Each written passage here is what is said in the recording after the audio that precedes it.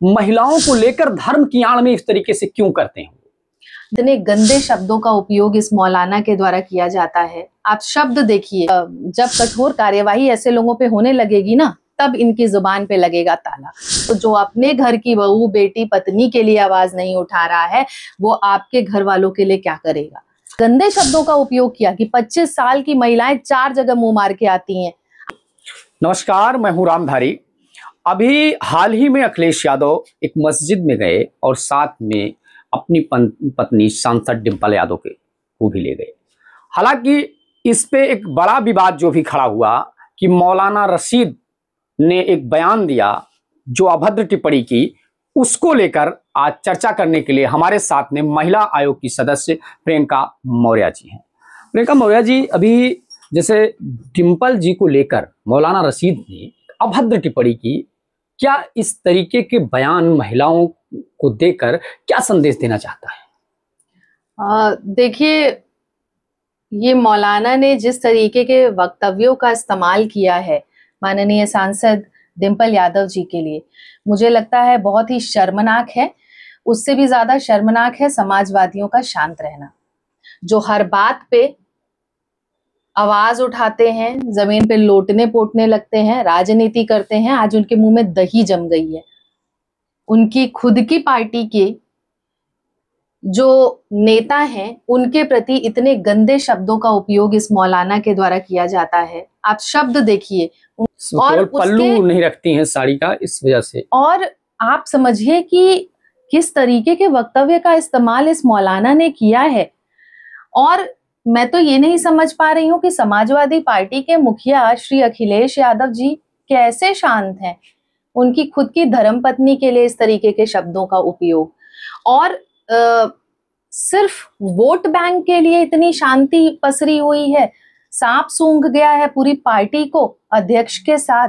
तो मैं समझती हूँ कि पूरी जनता को ये संदेश ले लेना चाहिए कि इनको सत्ता में नहीं आने देना है, क्योंकि अगर ये सत्ता में आएंगे तो जो अपने घर की बहू, बेटी, पत्नी के लिए आवाज नहीं उठा रहा है, वो आपके घर वालों के लिए क्या करेगा?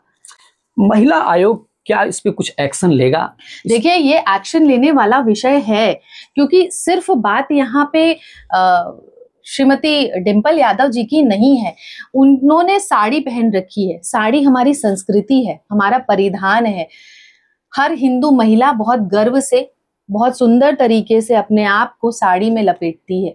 और इस तरीके का शब्दों का उपयोग इसलिए क्योंकि उन्होंने सर पे पल्ला नहीं रखा है, इस तरीके के शब्दों का उपयोग किया जा रहा है। ये क्या दिखाता है? ये दर्शाता है कि ये पूरी हिंदू समाज की जो महिलाएं हैं, उनको इस तरीके की टिप्पणी की जा रही है, उन पे की जा रही है। ये मौलाना जैसे लोगों को हिंदू महिलाएं बाल खोले तो तकलीफ, साड़ी पहने तो तकलीफ। भाई, तुम यहाँ रह रहे हो, ये भी समझ लो, तकलीफ हमें होने लगी तो तुम्हें कितनी तकलीफ हम दे देंगे। उत्तर प्रदेश में महाराज जी की सरकार है, तो ये संदेश देना बहुत आवश्यक है ऐसे लोगों को जो घृणित मानसिकता महिलाओं के प्रति रखते हैं। समाजवादी पार्टी का महिला विंग भी ऐसा बहुत कुछ नहीं कर रहा है, विरोध नहीं कर रही है कि महिला विंग भी इस तरीके से कुछ काम करे कि भाई महिलाओं का अपमान हुआ है, तो उसको आप किस तरीके से देखते हैं? क्या करें? वोट न लेना है, वोट लेना है ना, इसीलिए सब शांति पसरी हुई है। मौलाना जी पे बोल देंगे सब वोट जाएगा घिसक। बुरा लग गया मौलाना जी को, मौलाना जी के वर्ग को बुरा लग गया तो दिक्कत ना आ जाएगी? वोटवा कौन देगा इनको? तो इसीलिए शांति पसरी हुई है और कोई बात नहीं है। तो इन्होंने कहा होगा कि देखो डिंपल, थोड़ा सा शांत हो जाओ, वोट का सवाल है, बहुत समय से सत्ता से बाहर है, सत्ता में आना है, थोड़ा तुम समझ लो, क्योंकि इनको समझाना तो मुश्किल हो जाएगा ना, इनसे वोट लेना है, थोड़ा शांत रहो। शर्म आनी चाहिए सब समाजवादियों को, मैं साफ साफ शब्दों में ये कहती हूँ। अच्छा, जैसे महिलाओं को लेकर अभद्र टिप्पणी, ये बड़ी कॉमन, लोग बड़ा इजी समझते नहीं करते। जैसे अनिरुद्धाचार्य जी ने भी महिलाओं को लेकर ऐसा बयान दिया जो वास्तव में बड़ा शोभनीय है, और हालांकि उन्होंने माफी भी मांगी। तो क्या उनके माफी मांग लेने मात्र से इस तरीके की चीजें उनके बयान से इत्तेफाक रखती, किस तरीके से आप सोचती हैं? देखिए, मैं घोर निंदा करती हूँ इस तरीके के बयान का, क्योंकि अनिरुद्धाचार्य जी कथावाचक हैं।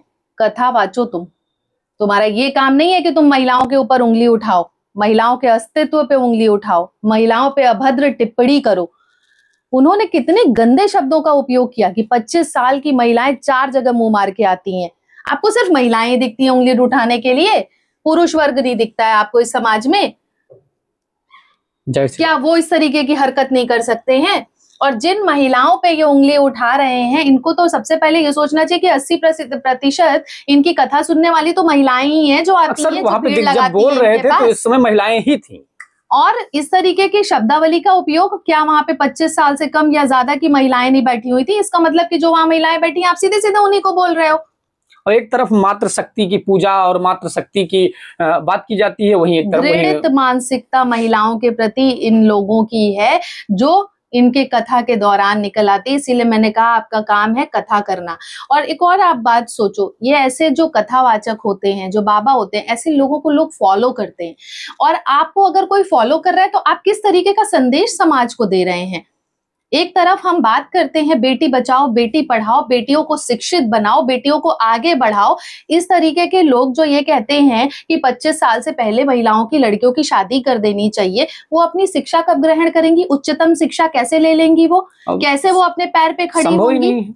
और कम उम्र में अगर आप शादी कर देते हैं लड़कियों की, तो उससे उनका घर नहीं बस पाता है, क्योंकि वो खुद को संभालने के लायक नहीं होती है। पति परिवार कैसे संभाल लेंगी ये सब? जाहिर सी बात। तो ऐसे में समाज का विघटन होता है, ऐसे में परिवार का विघटन होता है, और समस्याएं सभी के लिए फिर पैदा होती हैं। ये धर्म की आड़ में, चाहे मौलाना हो या कथावाचक हो, और अक्सर कई कथावाचकों को या मौलानाओं को इस तरीके से देखा जाता है कि महिलाओं को लेकर धर्म की आड़ में इस तरीके से क्यों करते हैं।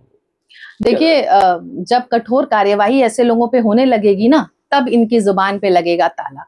बहुत आसान है किसी भी आगे बढ़ती हुई महिला को, चाहे घर में रहने वाली महिला हो, कोई भी कामकाजी महिला हो, महिला पे उंगली उठा देना सबसे ज्यादा आसान हर किसी को लगता है।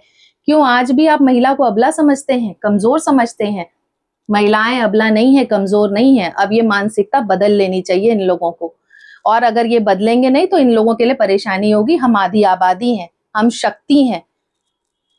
माँ की तरह पूजा जाता है महिलाओं को, और जिसका आप पूजन करते हैं उसको इस तरीके से बेइज्जत करते हैं, उसके लिए नंगा शब्द का उपयोग करते हैं, उसके लिए कहते हैं 4 जगह मुंह मार करके आई है। चाहे वो कोई भी वर्ग हो, महिला पे अगर उंगली उठेगी तो हम उसको नहीं बख्शेंगे, और उस पर हम स्ट्रिक्ट एक्शन जरूर लेंगे। और आप ये भी समझिए, बहुत सारे लोगों को मैंने देखा कि अनुरुद्धाचार्य का सपोर्ट कर रहे हैं। ऐसे लोगों को भी शर्म आनी चाहिए, क्योंकि उनके घर पे भी महिलाएं हैं। जाहिर सी बात। और हर किसी को अपने घर की महिला अच्छी लगती है, दूसरे के घर वाली ही खराब लगती है। बाहर की महिलाएं ही लगता है कि गलत है। तो आपके भी घर में महिला है, आपके भी महिलाओं पे उंगली इसी तरीके से उठेगी। इसलिए समर्थन ऐसी चीजों का मत करिए, बिल्कुल मत करिए। जाहिर सी बात है। बहुत बहुत धन्यवाद।